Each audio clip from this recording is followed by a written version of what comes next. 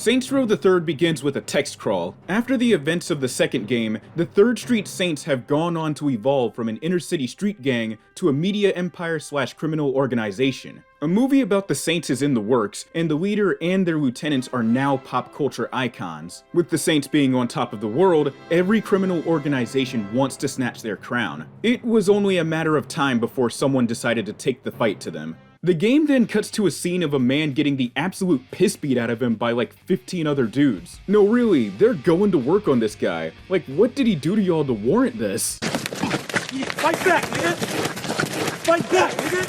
Fight back! All of a sudden, he takes a sip of energy drink and then proceeds to destroy everyone that was just beating on him. Turns out that this was just a commercial for the Saints energy drink, Saints Flow. We're then brought to a room where the Saints themselves are all getting ready to pull off a bank robbery. Oh yeah, and from here on, I'm gonna refer to my character as Boss. Shondi, Boss, and Gat have brought along a method actor named Josh Burke. The reason he's with us is because he's researching his role, and he's acting as a ride-along so that he can better prepare for his part in the upcoming movie. Boss walks in wearing the disguise they've prepared, and assures Josh that this ride-along's gonna help. Instead of starting the game off with character creation, the game throws you in head first with your character being cleverly disguised until it's time for them to come to life. It kind of throws old players for a loop, but it's the devs' way of having the game start off with the opening incident first, before moving on to create a character. Reminds me of how Dark Souls 1 and Demon Souls throws you into character creation before the game starts, and then Dark Souls 2 starts off with your character in disguise until they reach the old ladies. Anyways, the robbery starts, and it's nothing special. The Saints are just holding up the place without any drama. Josh is hassling one of the bank tellers, and he criticizes the crew for not being more assertive, and then that teller pulls out a gun and tries shooting Josh. The rest of the tellers all have heat on them, and the Saints are quickly forced to go on the offensive, resulting in a shootout between the Saints and the bank itself. The shooting in this game is similar to how it was in Saints Row 2, just with some changes. For starters, the player can finally go into fine aim by holding down one of the shoulder buttons instead of turning it on and off with the right thumbstick. Secondly, there's now hit markers, which alone makes the gameplay look and feel all the more satisfying. It feels nice seeing feedback from the UI and the enemy I'm shooting, letting me know that I've landed a shot on them. Guns in this game now have an auditory cue that lets you know you're running low on ammo, and this is usually heard when you're down to the last few shots of whatever gun you're using. You can now dive while sprinting, which is good for widening the gap between you and your enemies, and it's also good for dodging debris that's coming your way. The human shield feature from the last game makes a return, and it's pretty much unchanged. Approach some unfortunate soul that happens to be nearby, grab them, and have them absorb all the damage that you would have taken until they inevitably die. And yes, you can still toss them dozens of meters away. Another new improvement is that you no longer have to switch to grenades in your weapon wheel if you want to use one. Instead, using grenades is mapped to one of the shoulder buttons, and what's also cool is that you can utilize more than one type of grenade and quickly switch between each type using the D-pad while the weapon wheel is open. The overall gunplay in Saints Row III feels just right. As for melee combat, there's been a massive downgrade in that area. The melee in Saints Row 1 amounted to nothing but flailing at each other until someone went down. Melee in Saints Row 2 feels like it has purpose and rewards the player for maintaining combo strings by having them cap it all off with one big finishing move. On top of that, there's 4 different fighting styles you can play around with. Melee in Saints Row 3, I'm not a big fan of. You're back to using one fighting style again, and the basic 3-hit combo lacks any payoff. Despite the lack of payoff, your punches are way too powerful, and enemies do little to protect themselves. There's also too much weight behind each punch thrown. The unique melee animations are still there, but you've got to trigger them yourself instead of pulling them off through combo strings. You can do this by sprinting up to an enemy and hitting the melee button at the right time, or by standing next to an enemy and hitting the left trigger. The latter will put you into a quick time event, and if the buttons are pressed on time, each hit will do more damage. I honestly don't see the point in doing any of these because it's impractical. It puts you in a lot of danger. If you do this to one enemy near a group of their allies, all you'll end up doing is taking gunfire until the QTE is over. One worthwhile melee attack is, believe it or not, hitting the enemy square in the crotch by clicking down on the right thumbstick. I am not joking.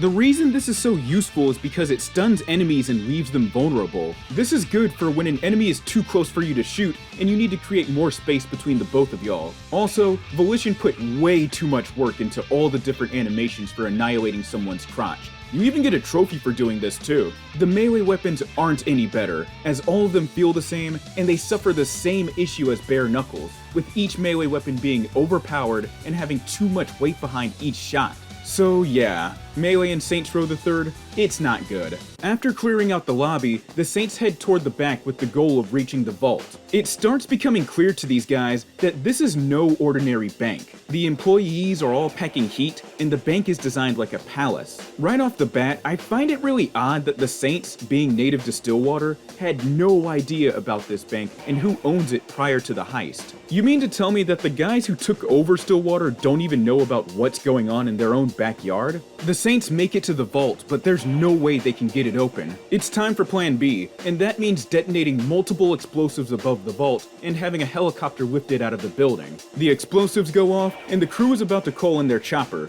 and then Josh ruins the entire heist. Let's get the chopper and lift this baby out of here. Hey guys, we can call up the helicopter. Found the way to open the vault. Don't touch it!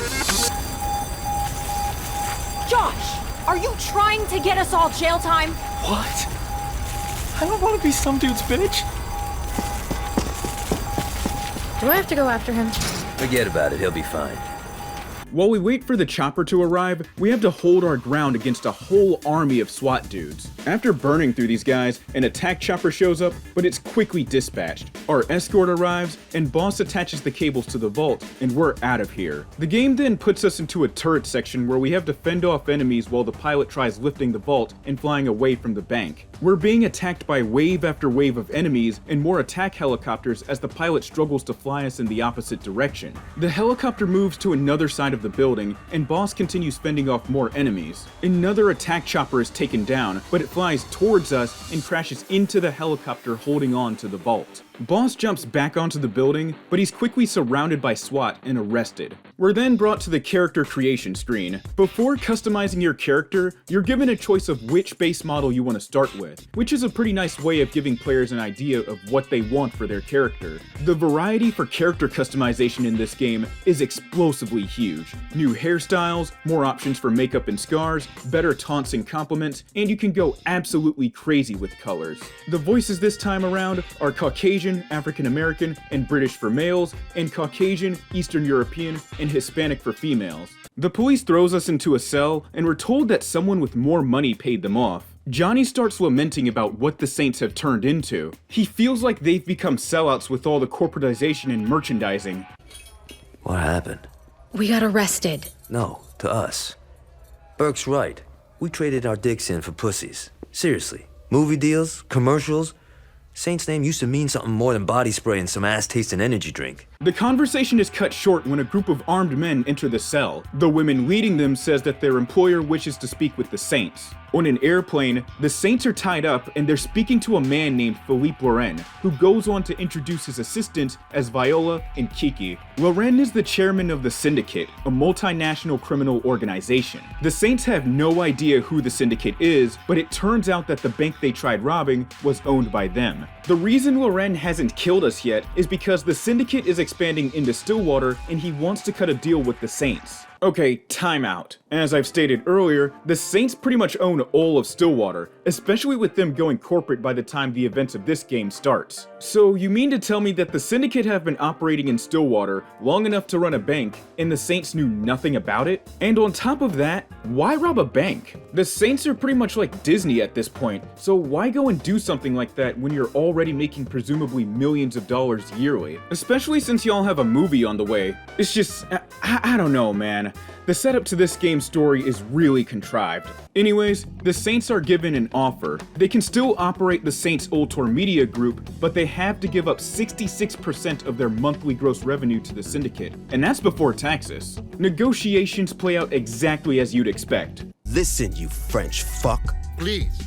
I am Belgian. So make yourself a fucking waffle. We done here. And I had so hoped to come to a rational business arrangement.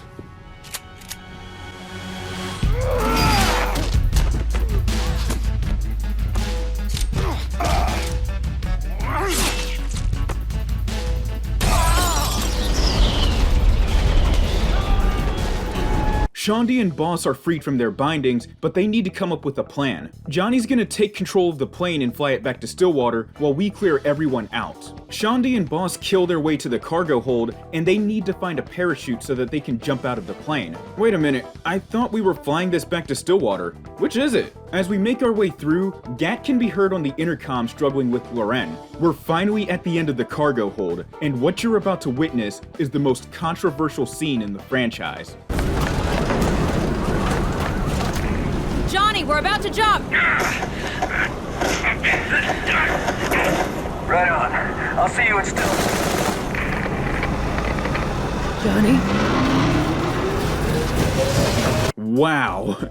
It's been what, less than 30 minutes into the runtime, and they've already killed off Gat. What makes Gat's death so irritating is how it happens super early in the game, and the fact that he dies off screen. I don't think that anyone, including myself, would have had a problem with Gat dying if he had more screen time and if his death had some emotional and narrative payoff.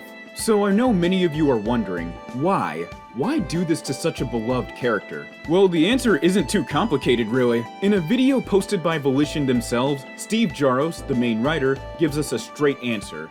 Why did you kill Johnny? What? Why did you kill Johnny? He didn't originally. Originally he wasn't supposed to die. I know. Like at the first, there's a version of the game where he lived the entire way through. Yeah. And then THQ said they wanted me to kill Johnny. So Gat was forced to compete, and you rescue Gat from this competition, and then he's all geared up for revenge, and then people were like, we need to have more. We need to have more like emotional weight. Like, what if we kill Johnny Gat? Yes, you heard correctly. This wasn't the fault of the writers. The reason Gat died was because of interference from THQ. The fact that they had him die so early because they thought it'd give the story more emotional weight is laughable. If Gat had to die, then they should have allowed the writers to give him more time to shine. To steal a joke from the notorious KTB or whoever else said this, the dude died faster than Chris Brown did at the beginning of Stomp the Yard. Getting back on track, Shandy and Boss are forced out of the plane, but Boss loses Shandy and has to shoot his way past more of Loren's goons. This is actually one of my favorite shootouts in the game from the presentation alone. Stuff like bullets speeding past you, shell casings flying upwards, enemies getting sent back up when they die. This is a pretty dope gunfight. You can also change the position of your body so that you can aim at enemies that are just out of reach. Boss makes it to Shandy in time and opens up the parachute. The two let out a sigh of relief, but there's one big problem.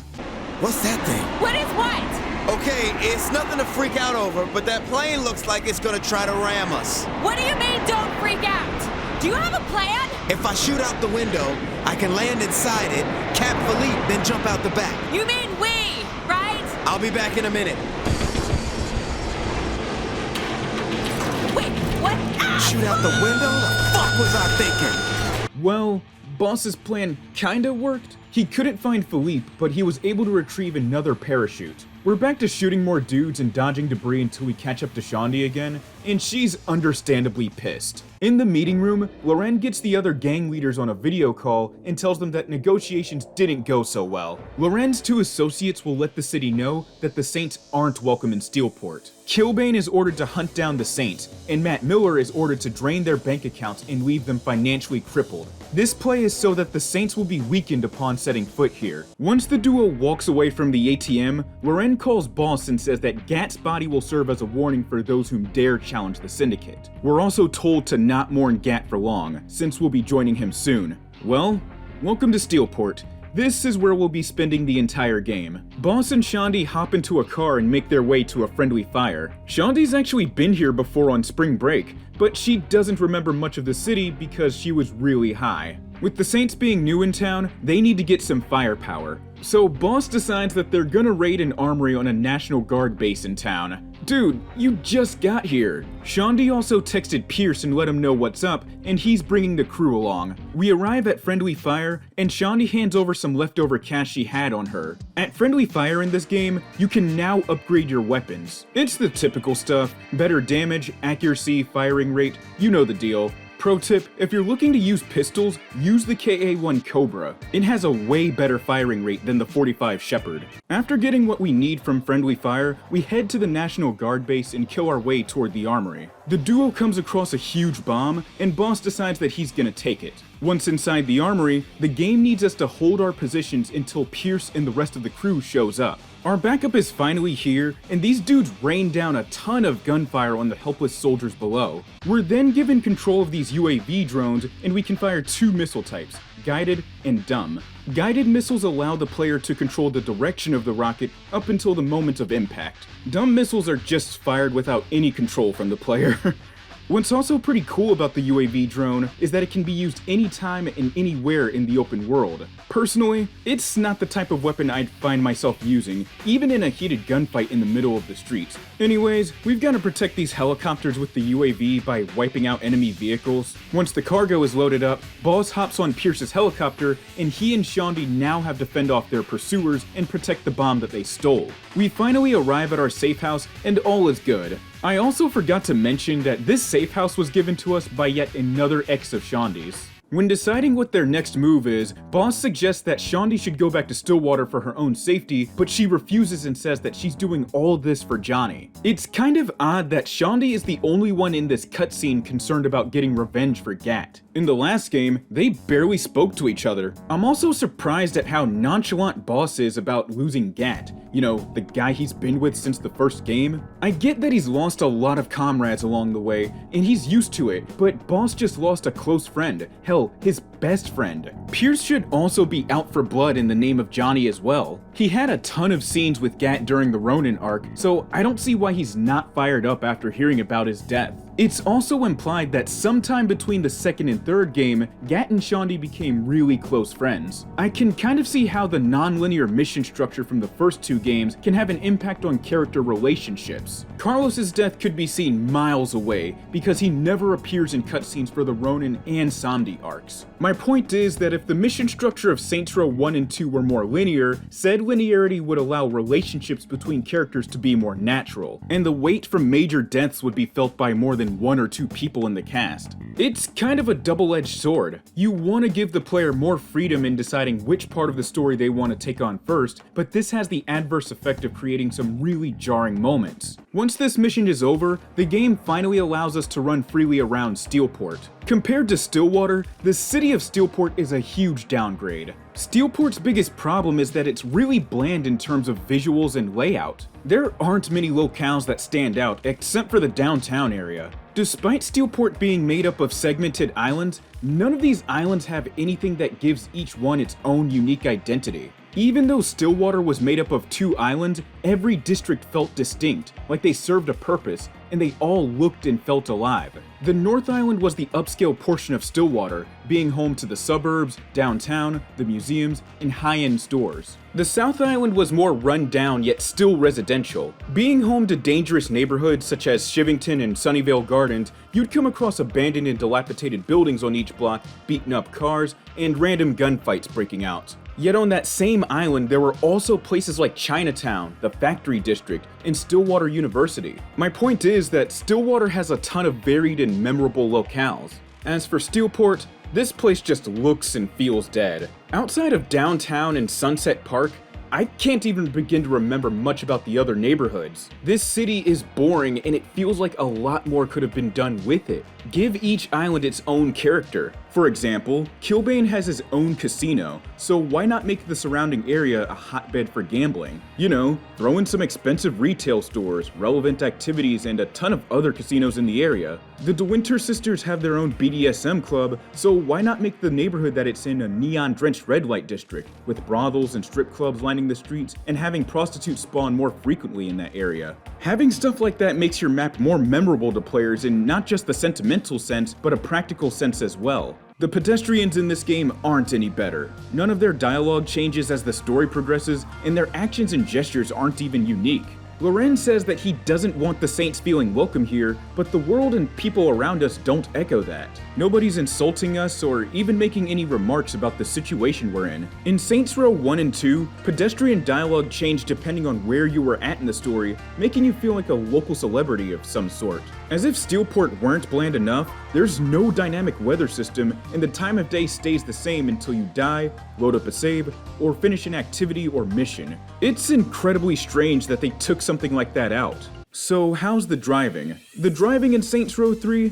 Well, it's serviceable. Vehicles often feel either too light or too heavy when accelerating, and completing sharp turns means that you have to hit the emergency brake a lot. When you get into a collision, your car and the one you crashed into will both feel like Hot Wheels toys because the impact will either send the other car into the stratosphere or send you flying instead. The developers must have finally realized that using the face buttons to drive was a dumb idea, especially this late into the 7th generation, so the default control scheme uses the shoulder buttons instead. Not much has changed with the drive-by controls, it's the same as last time. So all in all, the driving in this game is a mixed bag. One new feature has been added, and this is called Bodukin. It's a maneuver where you can take control of a vehicle by jumping in from the side windows or the front windshield. It's as crazy as it looks. It's also really efficient for quickly getting into a car when you're in a hurry and don't want to sit through the regular animation for entering vehicles. The radio stations this time around are an improvement over the ones in Saints Row 2. Instead of throwing every chart-topping artist at the time into each station, Volition decided to take a step back and add in lots of underground and indie artists while also mixing in mainstream acts. The older stations themselves have shifted in terms of genres a little. Gen X89 now plays indie alongside pop-punk. K-Rhyme plays nothing but rap and hip-hop, meaning there's no more R&B here. K-12 went from electropunk to dubstep, which is appropriate given how dubstep was catching on in the early 2010s. And Mix 107 plays a mix of grunge, synth-pop, and old-school hip-hop. There are now 3 new stations, Cabron 104.2, Blood 106.66, and Adult Swim WDD-TCPDG. Yes, it's really called that. Cabron plays reggaeton, the Adult Swim station plays songs from different Adult Swim shows, and Blood 106 plays nothing but different flavors of metal. And in case you're wondering, my favorite stations in this game are Gen X89, K-Rhyme, K-12, and Blood 106. Also, huge shout out to the sound team for adding Wale to K-Rhyme's lineup for the 2nd time in a row. Although I will say that if they were gonna pick a track off of Attention Deficit, they should have added Pretty Girls instead. The way that custom music is handled is pretty much the same as last time, except all songs from each station are available at the start. You no longer have to go to the record store and buy the CD. I can kind of see why they did this. By the early 2010s, music distribution was starting to lean more towards digital, but CDs weren't totally dead yet. Hell, I still collect CDs to this very day. The cell phone makes a return in this game, but this time there's more focus on it. Instead of driving to a location and starting a new mission, all missions are started from the phone itself. Not only that, but players no longer need to grind for respect points in order to play story missions. Instead, respect points go towards upgrades. Each level you earn will grant you access to a whole swath of upgrades to improve your experience. You'll be able to upgrade health, stamina, damage taken from certain weapons, vehicle abilities, ammo count, and you can purchase some open world bonuses. As nice as these additions to the game are, I never found myself bothering with them too much. Although I highly recommend upgrading stuff like health, stamina, ammo count, damage modifiers, and reload speed. Earning respect points is the same as last time. You get them through actions taken either during combat or while driving. I think it's neat that the devs did more with respect points outside of permitting players access to new missions. Of course, the big drawback to this is that players will blaze through the story within hours. That's why I liked how respect functioned in the first 2 games. It made you go out, explore the city, and kill some time in between story missions. Saints Book is where you can take on hitman and vehicle theft missions and see what challenges in the open world need to be cleared.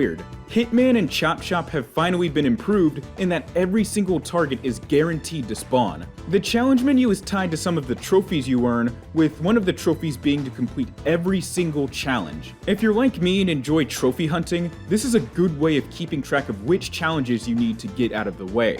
The phone app is pretty self-explanatory. You can call up different kinds of homies to ride with you around Steelport.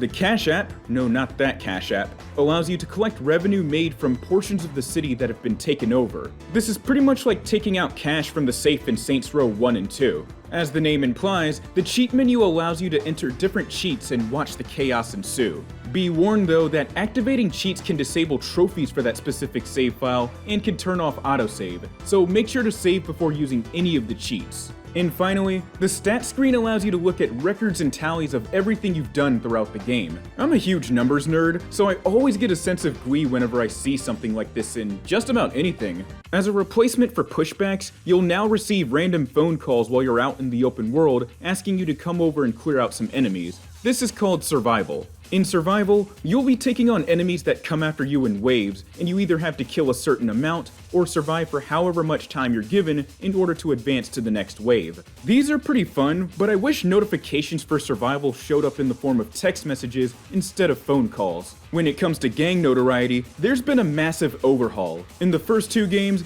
gang notoriety just meant that there'd be a larger head count in terms of enemies. Here in Saints Row the Third, higher gang notoriety means that more unique enemies from each gang will show up. With the Morningstar, they'll bring in a helicopter with the sniper trying to take you down, and this guy can get in some really good shots too. It's best to shoot down that helicopter as soon as you can, since that guy can be a huge pain when you're already dealing with a crowd of enemies. The luchadors will bring in these heavily armored dudes that'll fire off multiple grenades from, well, a grenade launcher. These guys are annoying to deal with, because not only do the grenades deal damage, but they'll leave you stunned for a few seconds until your character regains their balance. And finally, the Deckers will send in these chicks that zoom around at high speeds and will attack boss with this hammer that can send you flying. When they take a break from running around, they'll just fire their submachine guns briefly. That's the absolute best time to shoot them, and when you do come after them, make sure you're using a shotgun, since you want to make every shot count. I think that having each gang spawn a unique enemy does a good job at better establishing an identity for all of them.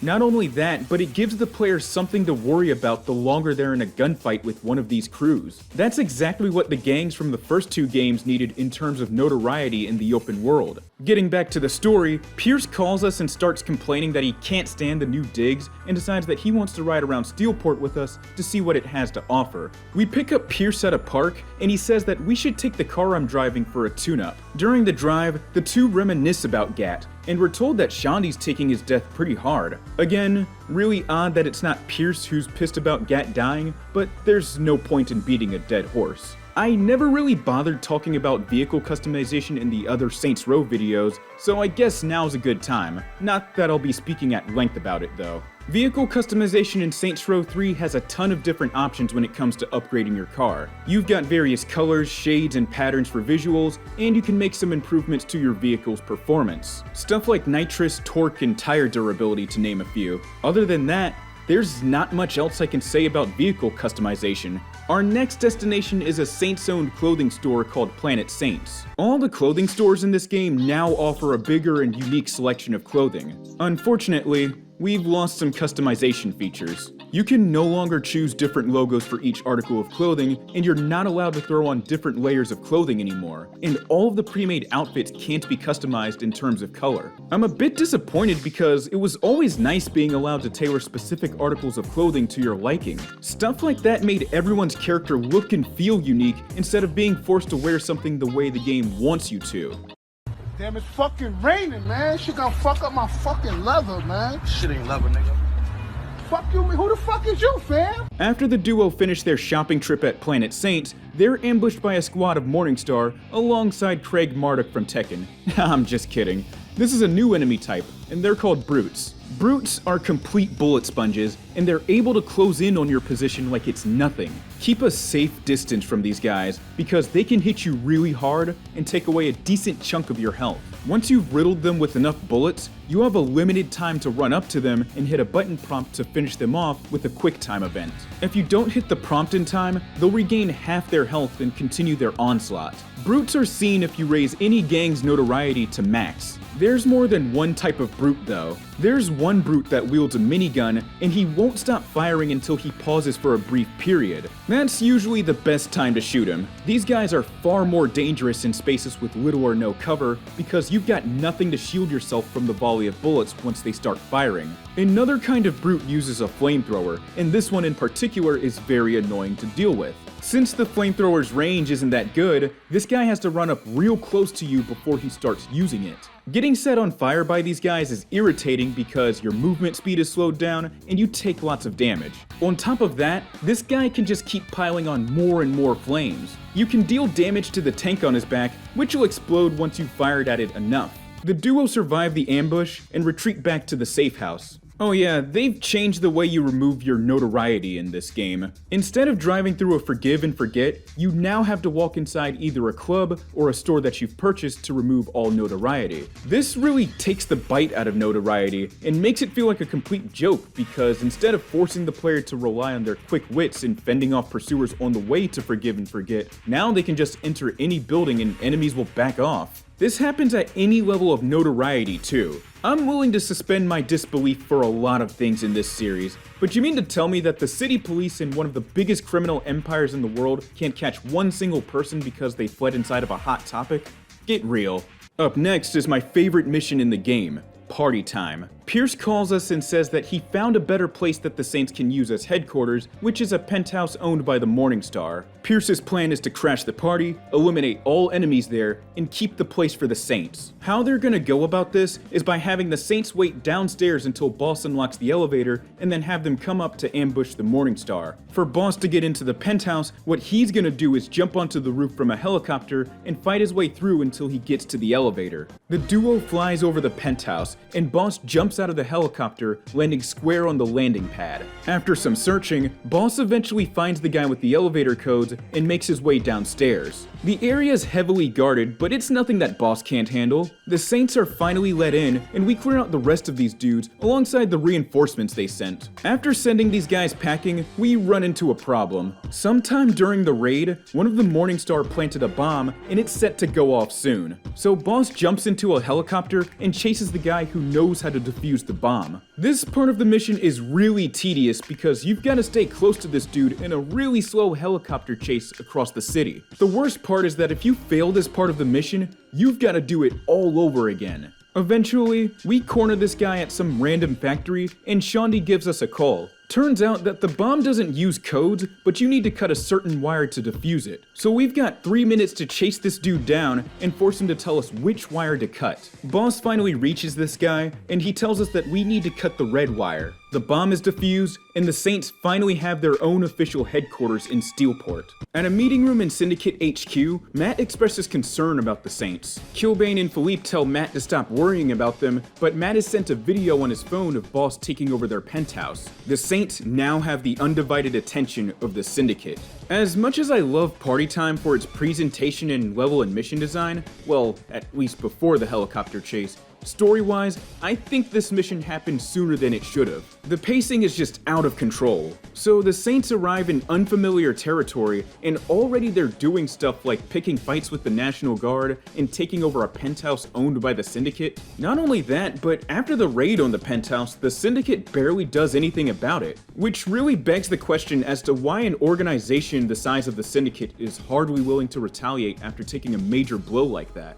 Forget having the home field advantage. The Saints and the Syndicate seem to have that habit of falling victim to their own incompetence in their hometowns. The Saints didn't know that the Syndicate built a large bank on their turf despite being natives to Stillwater, and the Syndicate hardly bothered turning up the heat against the Saints once one of their major properties is raided and stolen from them. Party Time should have been reserved for the midway point of the game so that the attack on the penthouse has impact after building up to it. It would serve as a really good turning point in the story for both crews if it was placed in such a spot. On the topic of safe houses, the cribs in this game suck. They're bland, there's nothing about them to explore, and worst of all, you can't customize them, except for the exterior on certain cribs. The lack of customization takes the wind out of owning cribs because almost all of them are the same thing, a massive penthouse or condo with a bar, nightclub, or strip club attached. Weapon, wardrobe, and vehicle customization have all been moved to one single menu, which can be opened from anywhere in the crib. This is pretty neat, but it also takes away from exploring and looking around your crib as you make your way towards whatever you're trying to find. Not only that, but with the player being able to customize all vehicles from the comfort of any safe house in the game, there's pretty much no point in driving up to a car shop. The next series of missions are from Pierce, and they're really just the game introducing different activities to us. This is gonna happen with a couple more characters later in the story, so I'm just gonna give a rundown on every single new activity this game has. First up is Guardian Angel. This activity has us protecting an ally on the ground while we're in the air. In the helicopter, we're given an RPG and we have to shoot anyone closing in on our ally. Be very careful when firing this thing, because the person you're protecting can also take friendly fire damage, and they can also take damage from explosions from nearby vehicles. Then there's a section where you have to keep that person safe via a sniper rifle. You gotta be quick when picking off targets and make sure that every shot counts, because while you're reloading, your ally could be taking damage from enemies on the ground. You also gotta play around with zooming the scope in and out, since enemies will spawn from nowhere and ambush the protectee. Guardian Angel's pretty fun, but it can be frustrating because it tends to drag on a lot with so many stops you gotta make and enemy head count making your head spin while you're manning the sniper. This isn't an activity, but the game gets us reacquainted with buying businesses and earning income from them. As established earlier, any business or crib you own will wipe your notoriety once you set foot in them. Once again, this is completely silly, but I've already said what I said about that. We're also introduced to collectibles, which are pretty self-explanatory. Pierce then has us purchase an apartment building. The thing is that this isn't a crib, it's an investment.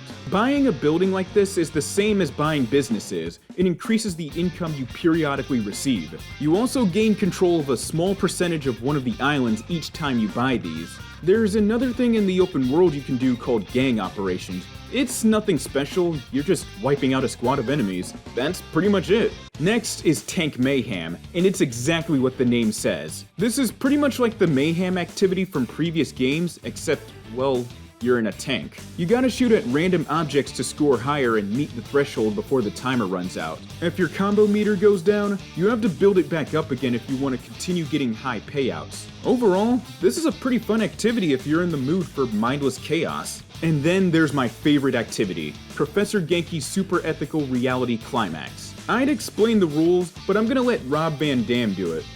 Time to see how the game is played. Fight your way through Professor Genki's Super Sparkle app for fun and profit. Now, with every man, woman, and tiger shot, your prize money goes up. But look out, no one likes it when you shoot a panda. Unethical. Once you've collected enough money, the door to the lab opens up and you're free to go. But if you think it's that easy, you've never seen Genki before. Oh, and one more thing. On this show, no one gets to take a break. If you want to stay in the fight, be sure to shoot the first aid target. Good luck. It's murder time, fun time. Basically, this is a timed gauntlet where you've got to shoot your way through the level and build up enough cash to be able to leave. Since your health doesn't regenerate during this activity, you've got to move quickly and carefully and not get bogged down in gunfights. What's also neat about Professor Genki is that the levels are pretty well designed. Each encounter keeps you on your toes, trying to reach the threshold whilst also making sure you leave each gunfight with as little damage as possible. Methodically taking down enemies won't get you very far, so you've just got to bite the bullet and throw yourself into the fray. You've also got to be careful about navigating each course since they're all littered with traps that'll drain your health and leave you open to attack. Just like Mayhem, there's a combo meter too, and it functions the same way except the meter increases for various actions. Stuff like scoring headshots, chaining together kills, and evading traps. This next activity, I don't even know, man. This one's called Tiger Escort, and you've got to drive around an angry tiger until your courage meter is filled. The thing is that the tiger will randomly attack you, and you'll lose control of the car briefly. Not helping is that you're being chased around by animal rights activists who are driving in these vans, and they'll either try to run you off the road or force you into a collision. The best way to beat this activity is to just keep the pedal to the metal and don't stop for anything. Returning activities are pretty much the other ones seen in previous Saints Row games. Okay, so I couldn't find a good place in the script for this rant, but here goes. With the missions in this game being fun, having good presentation, or just being well designed, I struggle to understand why the devs took out the ability to replay story missions and rewatch cutscenes. There's legitimately no benefit to doing this, especially since the first two games allowed that. What could have been done instead would be adding challenges or a scoring system to missions that you're replaying. Players would definitely get more out of the game after beating it. Hell, throw some trophies or achievements into the mix too. There was also no reason for them to remove the ability to replay cutscenes too. That's just ridiculous. More ridiculous is the fact that in subsequent re-releases, especially the remaster, you still can't replay anything. I apologize for the sudden rant about replayability, it's just that it was difficult trying to find an appropriate place for it in the script. With Saints Row III having a completely linear story structure, I'll be going over each crew at the beginning and end of their respective arcs. Now that the Saints have established a foothold in Steelport, it's time to bring the fight to the Syndicate.